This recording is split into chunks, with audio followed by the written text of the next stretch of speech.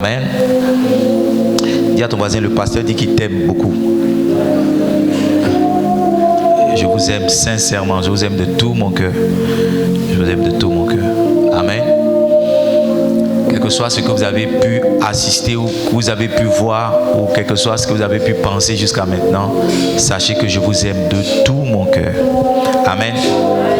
Donc, pour ne pas qu'on tombe, on rentre en palabre ce matin. Restez assis à vos places, sans bouger, sans sortir. Amen. Sinon, ça va chauffer. Amen. Amen. Voilà, donc restez assis à vos places, à moins que vous ayez une urgence et vous devez avoir la permission. Parce que si vous vous levez pour partir, je vais vous interpeller. Donc, pour ne pas être frustré que je vous interpelle devant les gens. Amen. Voilà. Bien, de vous donner 5 minutes, vous allez faire ce que vous avez à faire et puis on commence. Je peux avancer. Donc, si vous vous levez, je vais dire, hey, où tu t'en vas là? Et puis tu as dit non, le pasteur t'a parlé devant les gens. Amen. Donc, est-ce qu'on est d'accord? Donc, ce que je dis, ce n'est pas valable pour ce dimanche, c'est valable pour tous les dimanches et pour tous les jours où je prêche.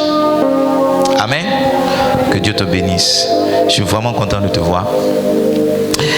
Ce matin, on va commencer notre nouveau thème, le mois d'avril. Le thème du mois d'avril, c'est tenter d'implanter une église. Dis avec moi, tenter. Dis avec moi, tenter d'implanter une église. S'il y a un exploit que tu peux réaliser, c'est tenter d'implanter une église.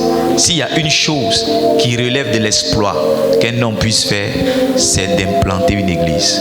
Amen. Dans le mois de février, on a dit, il faut tenter janvier, on a dit, il faut tenter d'avoir une vision. Février, on a dit, il faut tenter d'être un leader. Mars, on a dit, il faut tenter d'être un missionnaire. Cette année, essaie d'être un missionnaire quelque part. À côté de cela, essaie en plus d'implanter une église. Essaie d'implanter une église. Essaie d'implanter une église.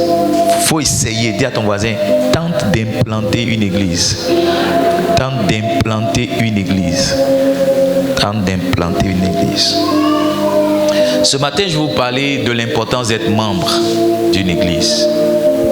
On va définir ensemble, tout au long de mon message, de mon enseignement, on parlera de la définition de l'église. C'est quoi l'église? Quelle est la compréhension de l'église qu'on devrait avoir? Vous savez, dans l'implantation de l'église, il y a 3 phases. Il y a combien de phases? Et il y a la phase de la préparation, il y a la phase de la création et il y a la phase de la gestion. J'ai dit quoi? La première phase, c'est quoi? La préparation. La deuxième phase, c'est quoi? La création. Et puis la troisième phase, c'est quoi? La com. Je pense que vous pouvez nous aider à voir ces points-là quand je parle. C'est plus facile pour nous. Sentez-vous occupés. D'accord? Donc j'ai dit, il y a 3 phases dans l'implantation de l'église. La première phase, c'est quoi? La préparation. La deuxième phase, c'est la création de l'église elle-même. Et puis la troisième phase, c'est quoi? La gestion. Cette église, par exemple, a été implantée, d'accord? Elle a été créée, mais avant la création, il y a eu la préparation. On est resté 2 ans dans la préparation. Maintenant, nous sommes dans la gestion. Amen. Et dans cette gestion-là, on va parvenir bientôt à la multiplication. Mais un point essentiel sur lequel je veux insister ce matin, qui concerne la préparation, la grande partie de la préparation, c'est la compréhension. Si vous ne comprenez pas ce que c'est que l'église, si vous ne comprenez pas comment l'église fonctionne, vous aurez du mal à implanter l'église. Premièrement, il faut savoir que l'église, it is not the building. The church is not the building. Amen. Si tu viens d'arriver, quand je parle de temps en temps, je parle anglais parce que nous sommes une église mondiale. Amen. Nous sommes une église internationale. Amen. Donc, il ne faut pas dire, mais c'est quelle nouvelle langue le pasteur? Hein? Amen. Am I preaching here? Am I preaching? Am I preaching? Okay. Donc, si tu viens d'arriver, quand je dis am I preaching, ça dit, est-ce que je suis en train de prêcher? Et tu réponds, you are preaching. Dis, you are preaching. Ça veut dire tu prêches. Amen. Am I preaching? Ok.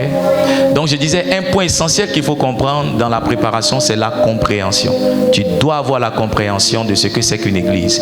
Et l'église, ce n'est pas le bâtiment. L'église, c'est une assemblée. C'est quoi? une assemblée de gens qui sont saints. Et vous savez, je ne sais pas si vous appartenez déjà à une assemblée, d'accord? Il y a par exemple, il existe à Dabou, l'assemblée des guerriers de Dabou. Quelqu'un connaît ça? Mais bon, il y a une assemblée des guerriers, non? Ouais. Mais vous faites comme si ce que je dis c'est faux. Ou bien c'est toujours les guerriers. C'est parce que j'aime les guerriers. Je n'ai rien contre les guerriers. J'aime Diokoué. Quand je suis allé à Daloa, j'ai mangé poisson de Guessapo. Amen. Amen. Donc dans chaque assemblée, vous allez voir, quand on parle d'assemblée, on parle de membres, n'est-ce pas? On parle de quoi? On parle de membres. L'église, c'est comme un corps. Quand vous lisez le livre de Corinthiens, je crois, 1 Corinthiens, le chapitre 12, il nous fait comprendre que nous sommes, d'accord, un corps. C'est pourquoi on dit le corps de Christ. L'église est un corps dont Christ est la tête. Est-ce que vous êtes avec moi? L'église est un corps dont Christ est la tête. Et quand on parle de corps aussi, vous allez voir que les différentes parties du corps sont appelées des membres, n'est-ce pas? Par exemple, la main est un membre du corps, n'est-ce pas? Le pied est un membre du corps. Donc, avec ces deux images-là seulement, on comprend que si nous sommes une assemblée et un corps, ça veut dire que chaque personne qui appartient à cette assemblée, chaque personne qui appartient à ce corps-là est en réalité un membre. Et en réalité quoi? Un membre. Donc, si tu fais partie de cette assemblée, on devrait t'appeler un membre. D'accord? Si tu fais partie de ce corps-là, on devrait t'appeler un membre. Amen. Maintenant, vous devez savoir qu'il y a des gens qui sont avec nous, mais qui ne sont pas forcément des membres. D'accord? Il y a des gens qui aiment bien ce qu'on fait, mais qui ne sont pas forcément des membres. C'est comme j'aime les guerriers, j'aime manger le poisson de Guessapo, mais je ne suis pas un membre de l'association des guerriers de Dabo. D'accord? J'aime les guerriers, j'ai des frères guerriers, j'ai des fils guerriers. Amen. Mais je ne suis pas un membre. D'accord? Je suis un sympathisant. D'accord? De leur association. Et il y a dans l'église des gens qui ne sont pas membres, mais qui sont des sympathisants. Ils aiment bien ce qu'on fait à l'église avec les théâtres, avec les sketchs. Ils aiment bien comment les pasteurs se sapent, comment les pasteurs parlent. Ils aiment bien la musique. Je connais une de mes amies qui n'est pas chrétienne du tout, mais qui aime bien la musique chrétienne. Quand je revenais du Libéria dans la voiture, le chauffeur est en train de jouer une musique d'un groupe Zouglou de Côte d'Ivoire. Et je lui ai dit, do you understand this song? Il dit non, il n'a pas besoin de comprendre. Il aime juste ça. Parce que c'est de la Côte d'Ivoire, il aime juste ça. Donc, voyez-vous, sans être ivoirien, il jouait la musique de la Côte d'Ivoire. Sans même comprendre, il jouait. Donc, il y a des gens qui viennent à l'église sans être membres du corps de Christ, aiment bien tout ce qui se fait. Ils aiment bien la chanson, ils aiment bien les sketchs, surtout la partie où on s'amuse, surtout les dimanches où on doit beaucoup manger, tu vois, surtout les dimanches de victoire où on doit beaucoup danser, faire les ballets, faire les théâtres. Il y a des gens qui se mettent en maillot juste pour venir danser. Après ça, ils commencent à dormir dans la prédication. Ou bien, c'est étrange, mais dès qu'ils ont fini de danser, ils trouvent qu'il fait trop chaud dans la salle. Ils vont faire un tour dehors, bien, ils vont boire de l'eau. Il y a des gens qui viennent à l'église qui tournent. Ils peuvent sortir 5 fois, 10 fois. Tu te demandes, mais qu'est-ce qu'il recherche? Il est venu pourquoi? Il est venu pourquoi? Dis à ton voisin, j'espère que ce n'est pas de toi que le pasteur parle. Donc, vous devez comprendre le sens de l'église. L'église est une famille. L'église est aussi une famille. Amen. Et dans une famille, les différents composants d'une famille sont des membres. C'est ça? Moi, je suis membre de la famille A1. Quand j'ai épousé mon épouse, elle a rejoint aussi, elle est devenue membre de notre famille. C'est pourquoi on l'appelle Diane A1. J'ai une de mes tantes qui s'appelle Diane. Donc, quand on dit Diane A1, maintenant, on doit préciser. Ou bien, quand tu dis Madame A1, tu dois préciser parce qu'il y en a beaucoup. Est-ce que tu comprends ce que je suis en train de dire? Tu seras marié bientôt au nom de Jésus. Bientôt, tu seras marié au nom de Jésus. Je dis, tu seras marié au nom puissant de Jésus. Quels sont les avantages à être membre? Quels sont les avantages à être membre? Le premier avantage à être membre, cela vous identifie comme étant un croyant véritable. Amen. Donc ne restez pas un sympathisant. Ne restez pas quelqu'un qui aime Livingstones, qui aime le pasteur A1, qui aime comment on fait la chose ici, d'accord? Mais devenez des membres. Tout à l'heure, je vous dirai comment on fait pour devenir membre. Je vous parle d'abord du bénéfice. Donc, quand vous devenez membre de l'église, parce que je ne suis pas en train de vous dire d'être membre seulement de cette église, d'accord? Je suis en train de vous dire d'être membre de l'église de Christ. Ça peut arriver que vous apparteniez, vous vous inscriviez donc pour les activités de cette église, mais il peut arriver que vous appartenez déjà à une autre assemblée ou que votre cœur bouge pour une autre assemblée. Mais le bénéfice est le suivant. Cela vous identifie comme étant un croyant véritable. Un croyant véritable.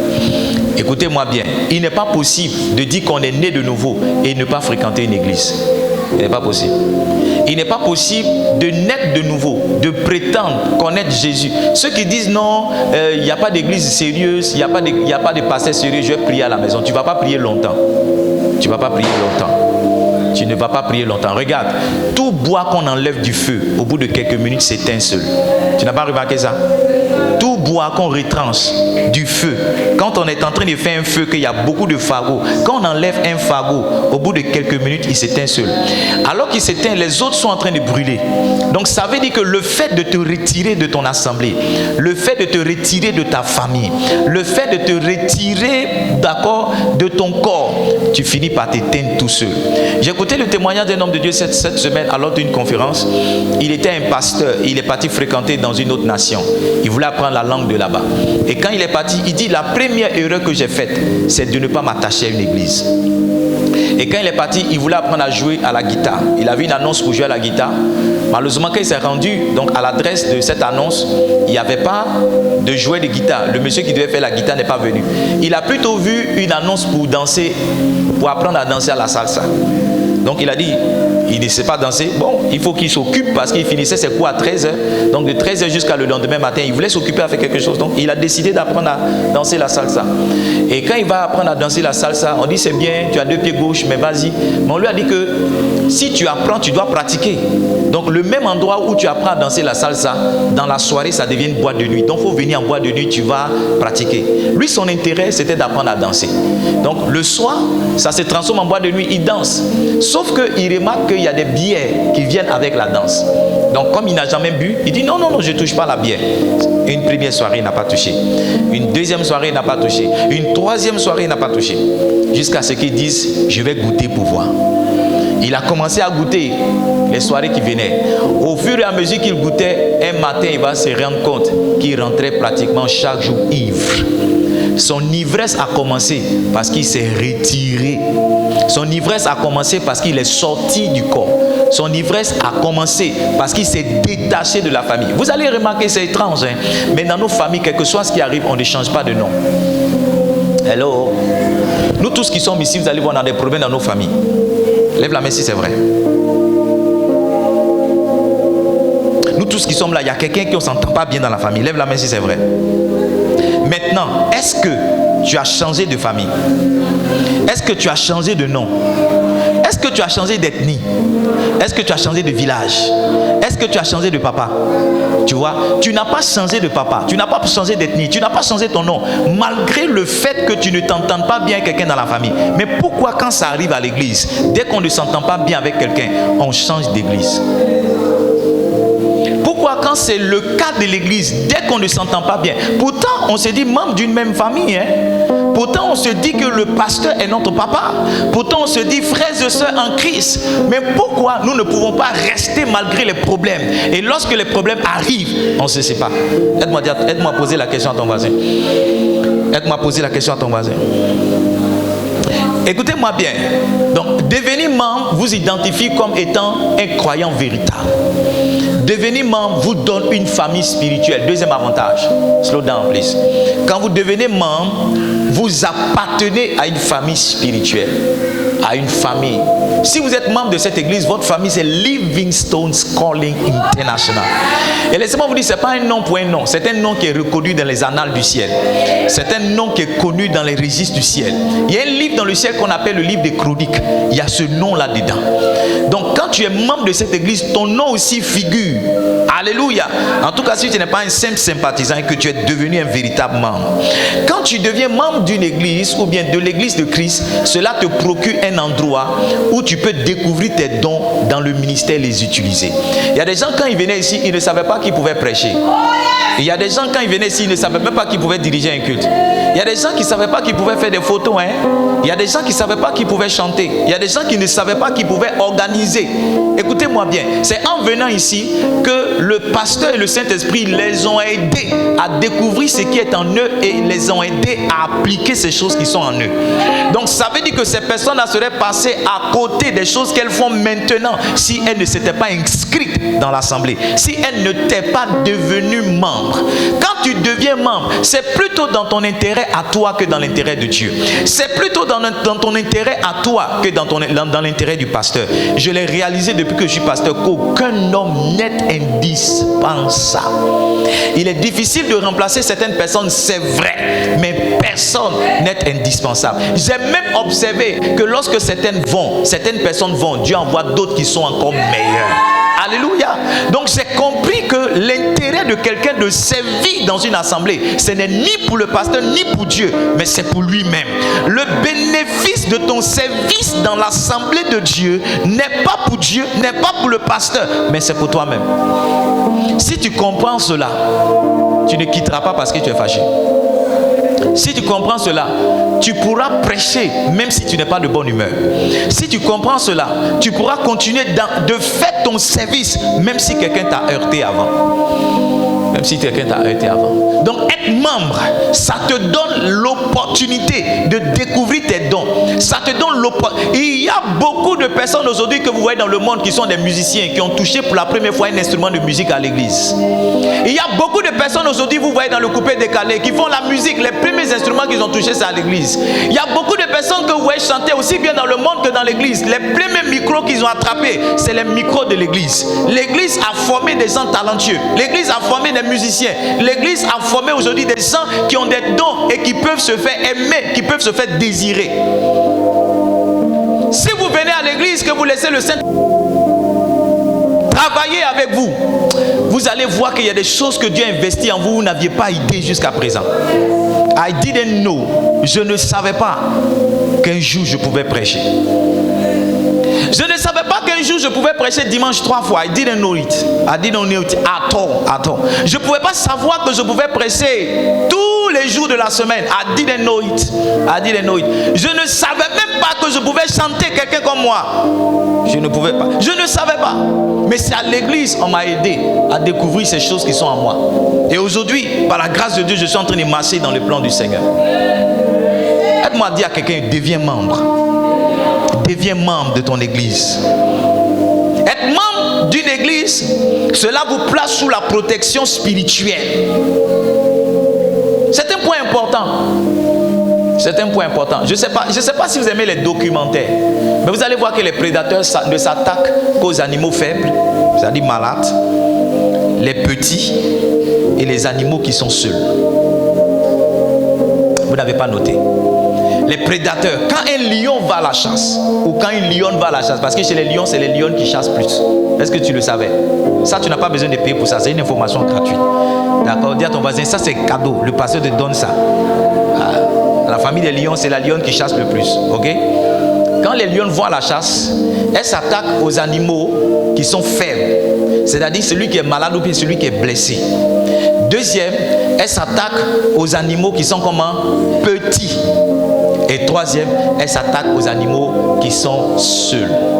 Donc, quand tu es blessé, I want to get down to speak to you. Quand tu pars parce qu'on t'a heurté, quand tu pars parce qu'on t'a blessé, quand tu pars parce qu'on t'a mal parlé, quand tu t'en vas parce qu'il y a quelque chose qui s'est passé qui ne te plaît pas, tu es une potentielle victime du malin. Ouais. Parce que tu es blessé, tu es faible. Tu penses que tu es fort. Tu penses qu'en partant, tu es fort. Non. Ton départ montre ta faiblesse. Vous savez, celui qui est fort, ce n'est pas celui qui est orgueilleux. Celui qui est fort, c'est celui qui est humble. La Bible dit que les querelles sont entretenues par de l'orgueil. Là où deux personnes font parlable, il y a de l'orgueil. Et celui qui est orgueilleux, c'est pas celui qui attend qu'on vient lui dire pardon, mais c'est celui qui va, pardon, celui qui est humble, ce n'est pas celui qui attend qu'on vienne lui dire pardon, mais c'est celui qui va dire pardon. Donc la force n'est pas dans celui qui reçoit le pardon, mais la force est pour celui qui peut dire pardon. Donc celui qui est heurté, celui qui est blessé, qui peut rester là, c'est celui-là qui est fort. Mais celui qui est blessé, heurté, qui part, il est en train de devenir faible. Écoutez-moi bien, beaucoup de personnes sont devenues des victimes des faux pasteurs parce que les églises qu'ils ont quittées, ils étaient blessés. Les gens les ont récupérés, prétextant leur donner de l'amour, alors qu'ils les ont pris pour abuser d'eux. C'est pourquoi le cœur avec lequel tu pars est très important dans ce que tu vas devenir demain. I don't know who I'm speaking to. Je ne sais pas à qui je suis en train de parler. Le cœur avec lequel tu pars est très important dans ce que tu vas devenir demain. Parce que si tu pars avec un cœur blessé, si tu dis que le pasteur m'a blessé, si tu dis que le pasteur m'a heurté, laisse-moi te dire, celui que tu vas trouver en chemin, ce n'est pas un agneau. Celui que tu vas trouver en chemin, c'est un prédateur. Parce que les prédateurs s'attaquent aux animaux blessés. Les prédateurs s'attaquent aux animaux qui sont faibles.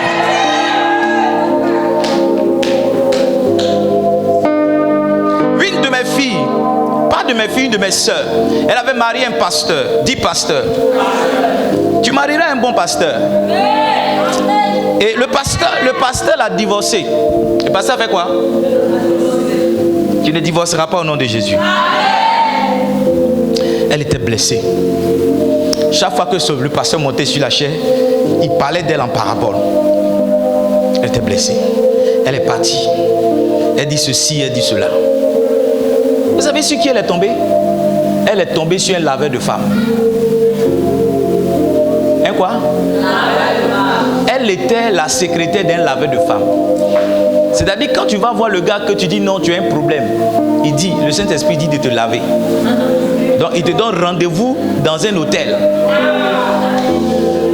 Et il te met dans une bassine. Et il commence à... Vous aimez lavement, vous aimez lavage, vous aimez tout. Il commence à te laver. Arrivé un moment, pendant qu'il te lave, il dit non, il reçoit un message du Saint-Esprit. Il doit faire un double lavage. Laver avec... Je ne sais pas pourquoi je suis arrêté devant vous et puis j'ai dit cette partie. Je ne sais pas pourquoi je suis ici.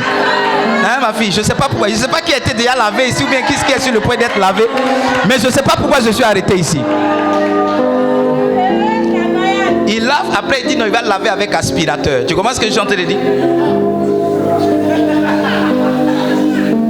Et Dieu lui a fait grâce.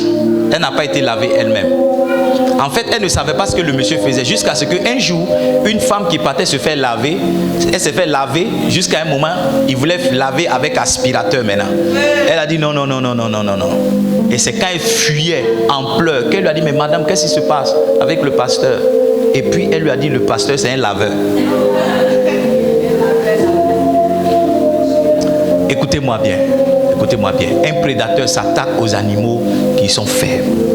Un prédateur s'attaque aux animaux qui sont petits. Quand le prédateur voit les buffles, quand il voit les vaches, il préfère s'attaquer au veau. Parce que le veau n'a pas la maturité, n'a pas la corpulence, il n'a pas la taille pour se défendre.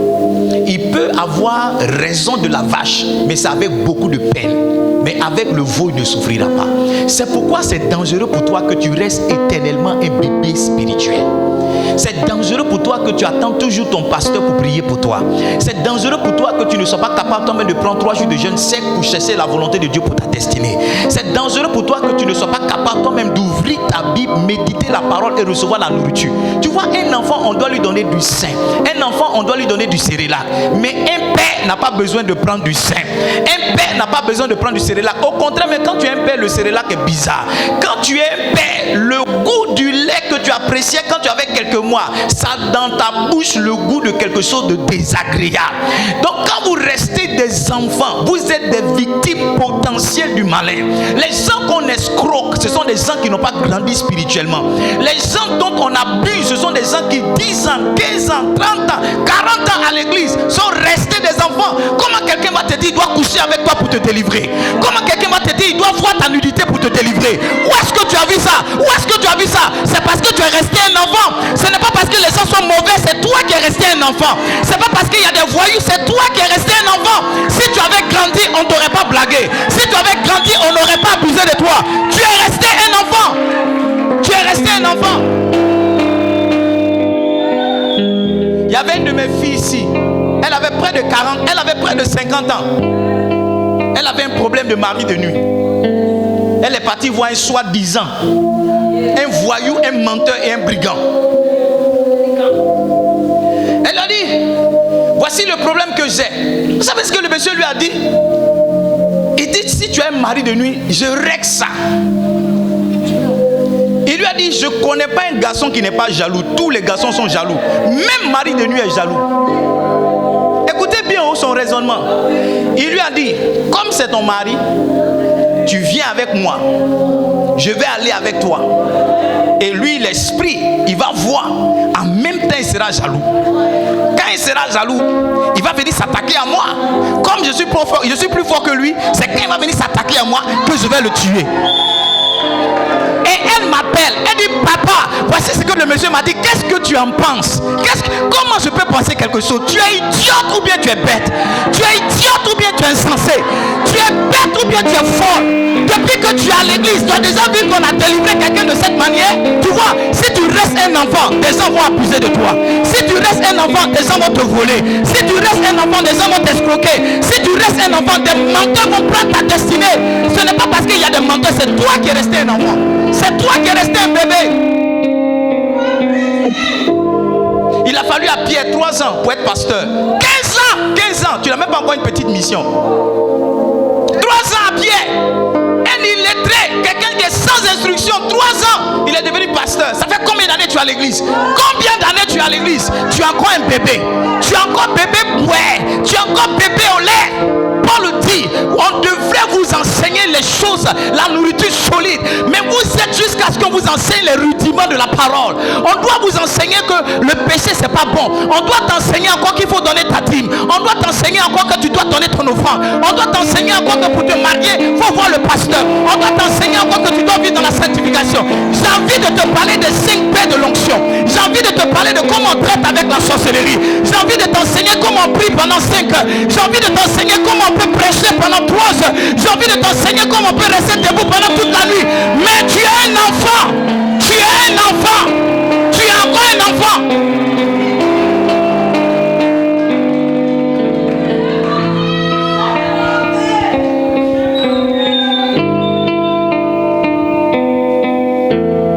Le diable et les prédateurs s'attaquent à ceux qui sont seuls.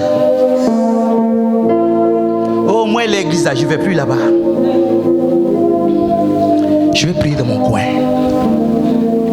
Je suis trop frustré. J'ai resté à la maison maintenant pour suivre le culte en direct. Le culte c'est en direct, non? Non, j'ai resté dans mon coin. L'église si t'en vas, il fait chaud là-bas. L'église si t'en vas, on te fait comme ça. Non, ma fille. Il n'y a pas de problème. Hein. 2 jours là, j'ai pris du temps. Je vais juste rester. Non, je veux rester. Papa, tu es un bon papa. Hein. Je n'ai rien contre toi. Je n'ai rien contre l'église. Regarde, si tu pars d'ici, va dans une autre église, c'est mieux. Il ne faut pas rester à la maison. Parce que si tu restes à la maison, il y a un prédateur. Il y a une de mes filles qui m'a dit qu'il y a le responsable de sa cellule de prière qui fait harcèlement sexuel. Il veut coucher avec elle. Et il lui dit, fais ce que je dis, ne fais pas ce que je fais.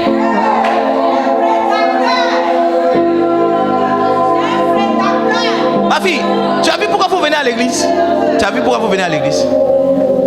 Parce que 2 jours après, je ne te voyais pas. Et je ne te voyais pas. Et tu as vu sur quoi tu es tombé? Tu as vu? Tu comprends mon message? 2 jours là, je ne te voyais pas. Quand je regarde ici, je ne te vois pas. Alors qu'il y a un prédateur qui cherche à soulever ta robe. Hein? Dis à quelqu'un, même si tu es fâché, viens. Dis-lui, même si tu es fâché, viens.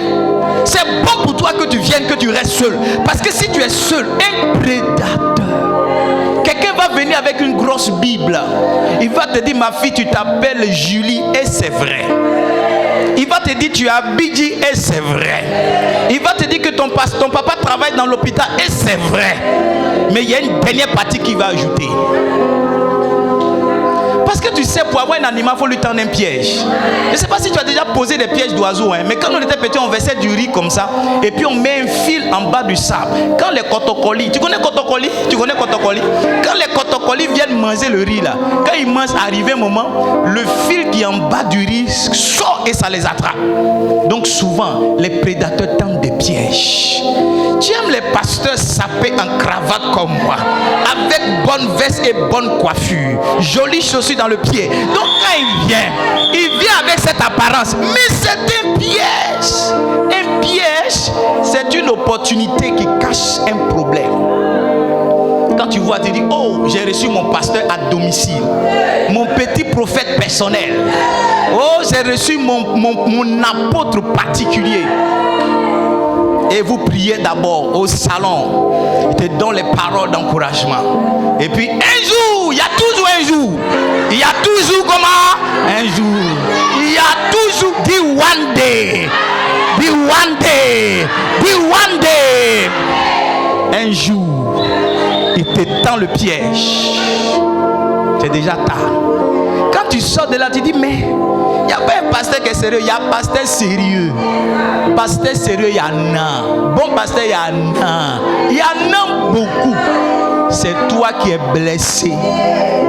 C'est toi qui t'es esselé.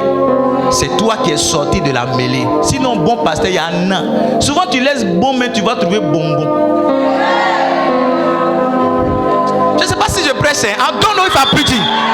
I don't know if I'm preaching. I don't know if I'm preaching. Un jour, mon père spirituel, c'était après le culte, vers les 15 heures. Je suis venu dire, papa. Il dit, mais toi.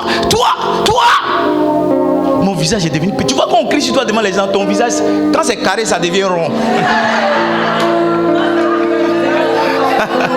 Quand c'est rond, ça devient carré. Mon visage est devenu rond comme ça.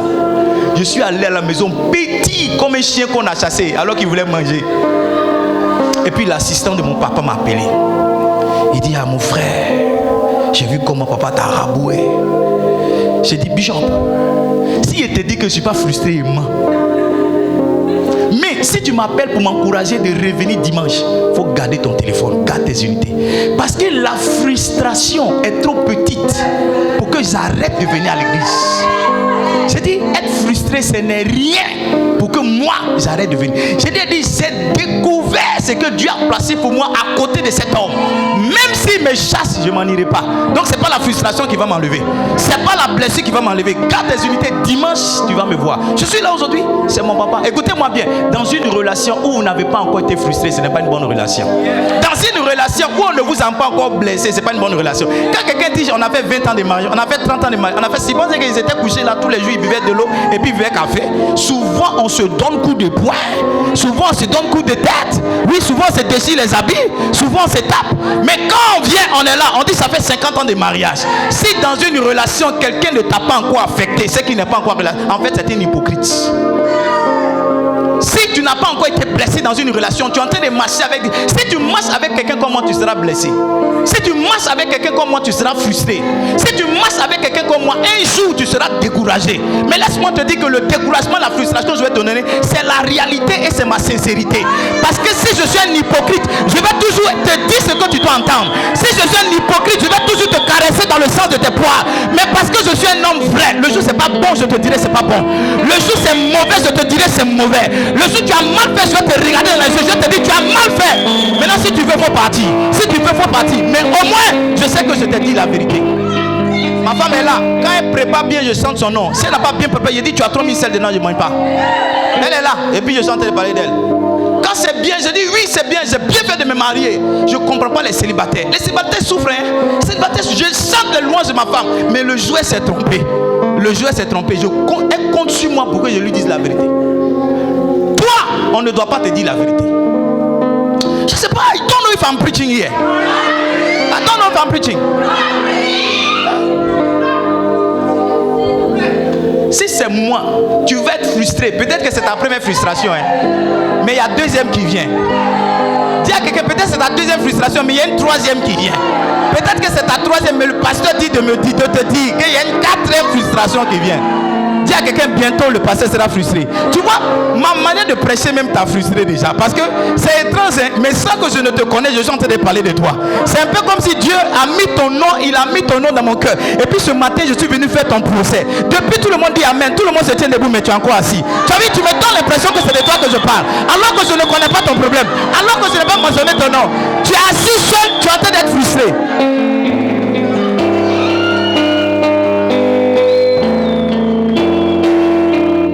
Si tu es assis, tu es frustré. Tu dis, Wallah, le pasteur, c'est de moi qui parle. Je ne parle pas de toi. Je suis descendu sur la chair Parce que j'ai senti que le Saint-Esprit veut flotter d'un mouvement. Livingstone, assurez-vous que vous n'êtes pas blessé. Assurez-vous. Maintenant, écoutez-moi bien. Beaucoup de décisions qu'on prend dans la blessure ne sont pas les bonnes décisions. Il y a des femmes qui se mettent en relation parce qu'elles veulent montrer à l'autre qui est parti qu'il a mal fait. La décision de se marier est une décision de blesser. Parce que, je ne sais pas pourquoi je parle de ça. Parce qu'un monsieur t'a blessé. Un autre vient. Tu ne prends même pas le temps. Tu rentres juste dedans. Pour que l'autre là, et quand tu te maries, tu mets photo là-bas. L'autre n'a qu'à voir que tu t'es marié. Tu vois, tout ce que tu fais, c'est parce que tu es blessé. C'est parce que quelqu'un t'a dit quelque chose qui ne te plaît pas. C'est parce que quelqu'un a fait quelque chose qui ne te plaît pas. Et je vois beaucoup de personnes à l'église souffrir. Souffrir inutilement. Souffrir. Parce qu'ils ne savent pas traiter leurs blessures. Ils ne savent pas gérer leurs blessures. Est-ce que je peux vous dire combien de fois j'ai été blessé dans le ministère? Combien de fois j'ai été blessé? Même avec mes amis avec qui je marche. Une fois on a payé beaucoup d'argent. 150 000 c'est beaucoup d'argent pour ma femme et moi. C'est beaucoup d'argent pour nous. On a payé 150 000 quelque part. On devait avoir quelque chose, on est parti. Le monsieur a commencé à vendre ça encore. On rentrait dans la chambre. Ma femme dit mais c'est pas ça. J'ai dit il ne faut plus jamais mentionner cela. Avalons notre frustration. Buvons de l'eau et café. Et puis continuons. Parce que si on veut s'arrêter sur ça, on va perdre une relation. Beaucoup ne savent pas. Mais les frustrations qui viennent sont des tests. Ce sont des tests de ta fidélité. Ce sont des tests. Des tests. J'ai appris avec Dieu que tout ce qui m'arrive est un test. Tout ce qui arrive est une épreuve. La frustration du pasteur, c'est un test. Oui, c'est un test. Dieu a dit éprouvez-les. Prouvez-les. Souvent tu ne fais même pas exprès. Mais Dieu même est tenté de te révéler quelqu'un. Quelqu'un à qui tu n'as pas adressé une parole se fâche. Et puis elle s'en va, tu te dis mais celle-là j'étais encore de compter sur elle pour ouvrir l'église. Mais si c'est ça là qu'elle a fait passer, c'est que c'est mieux qu'elle va.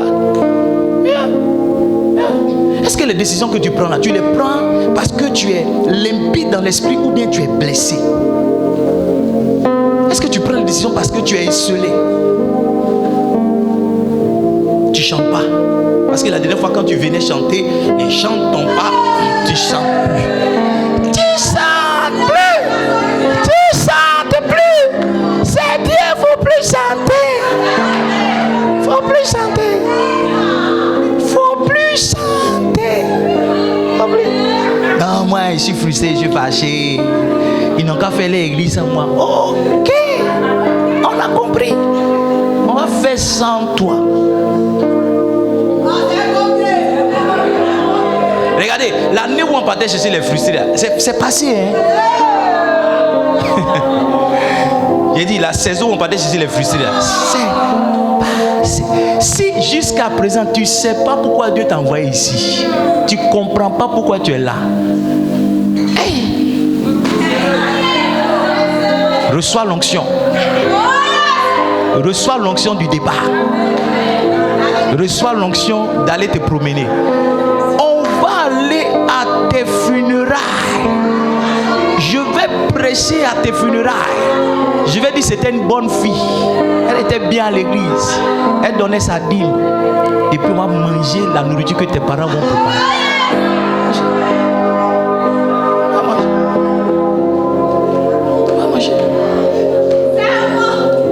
J'ai observé, écoutez-moi bien, beaucoup de choses qui nous arrivent, ce n'est rien d'autre que le fruit de nos propres choix. Les décisions qu'on a prises à un moment donné de la vie. Réfléchissez à ce que vous perdez et à ce que vous gagnez avant de décider. Quand je pars, qu'est-ce que je perds? Si tu t'assois que tu cries, tu vas voir que c'est beaucoup. Aucun arbre, aucune branche ne peut produire sans être attaché au sarment des fruits. Aucune. Tu ne peux jamais voir dans le ciel comme ça une branche. Elle dit non, je suis une branche de manguier. La branche qui donne des fruits est toujours rattachée à un tronc. Maintenant, quand la branche est en train de porter du fruit, voici où beaucoup de personnes sont séduites. Quand elle est en train de porter du fruit, elle se dit que comme je suis la branche, c'est pourquoi je porte du fruit. Alors que c'est ton rattachement au tronc là qui fait que tu as du fruit. Donc parce que toi, les fruits sont sur toi et que le tronc n'a pas de fruit, tu penses que c'est toi qui es tout. Oh, sans moi, ils sont perdus. Si je n'ai pas chanté dans cette église, il n'y a pas chant. Si je ne suis pas ici, il n'y a pas. Si je ne suis pas, il n'y a pas. Faut découper, tu vas voir. Tous les fruits qui sont sur toi, si ça n'a pas pourri, quelqu'un d'autre va manger. Mais quand ils ont fini de manger, tu vas voir que tu ne peux plus produire du fruit. Voici où la vie et la destinée de beaucoup de personnes se sont arrêtées. Moi, je suis pasteur, mais très souvent, demandez aux gens, quand tu es quitté quelque part, tu n'es pas bien, il dit, il faut partir. Je cherche les gens, mais je veux que tu réussisses. Je cherche les gens, mais je veux que tu prospères. Je veux que les gens soient pleins ici, mais je ne le fais pas dans mon intérêt. Je fais dans l'intérêt des gens. I don't know if I'm preaching here. Si tu es blessé, sois restauré. Tout à l'heure, la tribu Victoire va nous partager du pain. Bois ce pain, mange ce pain-là comme étant le pain de ta restauration. Ils vont nous donner de l'eau. Bois l'eau là comme étant l'eau de ta restauration. Et puis quand tu sors d'ici là, dis Seigneur, toutes les blessures, même la prédication de ce matin, c'est une blessure encore. Il y a des plaies là. Quand on soigne une plaie, ça fait mal avant que ça guérisse. Hello? Est-ce que ce que je dis c'est vrai? Donc ce matin, je suis juste en train de soigner ta plaie. Donc quand tu vas partir, dis Seigneur, je reviens encore dimanche. Même s'ils me chassent, je ne vais plus.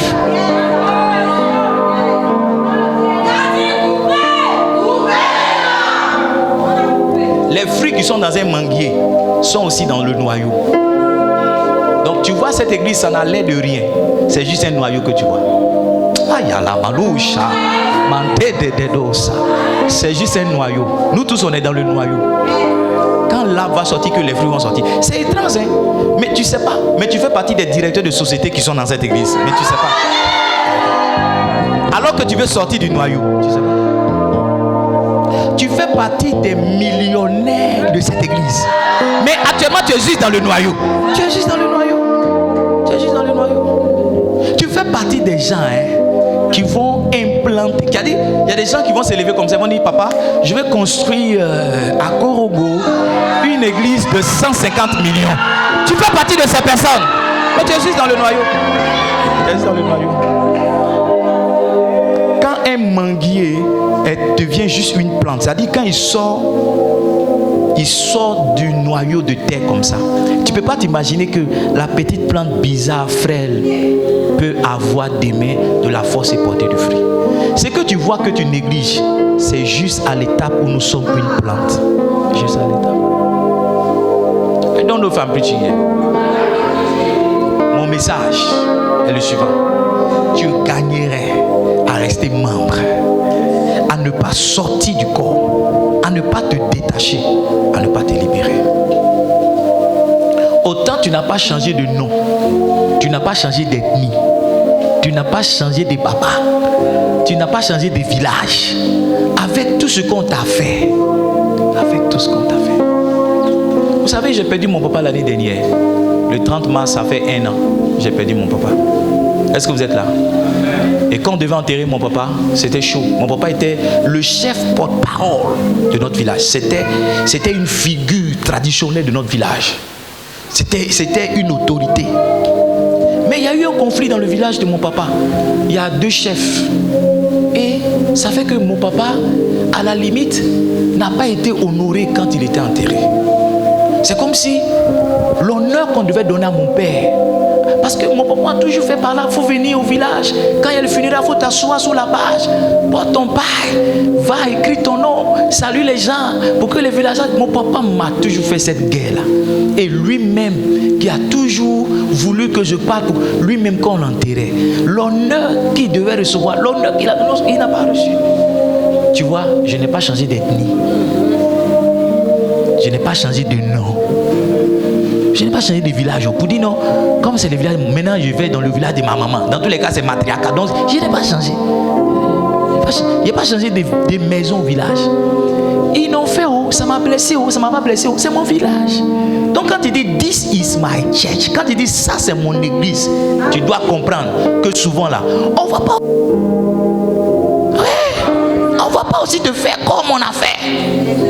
Mais c'est pas la raison pour laquelle tu dois changer de nom.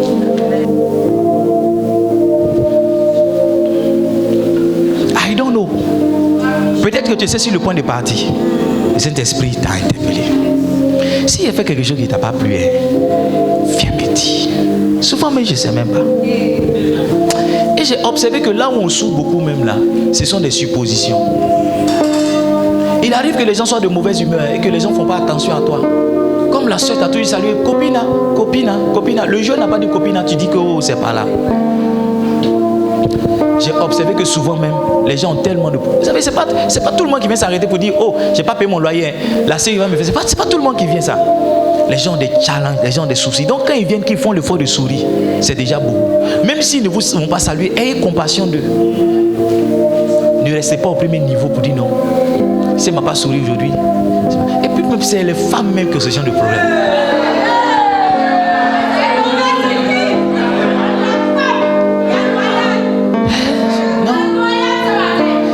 T'explique le problème, tu ne sais pas où, comment tu as réglé. Je ne sais pas. Toi, mais tu es pasteur, le Saint-Esprit, l'onction. Le Saint-Esprit même regarde dans les dossiers, même il ne sait pas comment on règle ça. Affaire de bonjour. Affaire de bonjour. J'ai regardé. Vous savez, ma chaîne préférée, c'est quoi? C'est combien? 100 combien? 160. Ma fille, tu es bénie. Tu es bénie. 160. Ma dernière émission que j'ai regardée, 2 voisins se sont bagarrés. 2 maisons voisines. Il y a une qui est morte dedans. Ils ont piqué 7 fois. Palabre. Non, il a poussé mon enfant. Non, vous qui aimez faire palabre de vos enfants là, que Dieu vous aide. Que Dieu vous aide. Non, il a poussé ma fille. Il a poussé tête de mon enfant. Et puis un jour, palabre, bagarre générale. Il y a une qui est partie prendre un couteau. Elle ne savait même pas ce qu'elle faisait. Elle a piqué 7 fois sa voisine. Sa voisine est morte. Il faut 2 personnes pour faire palabre. Personne ne fait palabre seul. Donc souvent, il faut accepter d'être celui qui ne répond pas au palabre. Parce que mon épouse qui est là. Les voisins les ont fait ça. Hey, il y a arbre qui rentre dans la maison. J'ai dit, il faut laisser. Hey, les feuilles là, ça salit là. J'ai dit, il faut laisser. Oh, ils ont mis quelque chose, ils ont barré la route. Les taxis ne vont pas venir. J'ai dit, il faut laisser.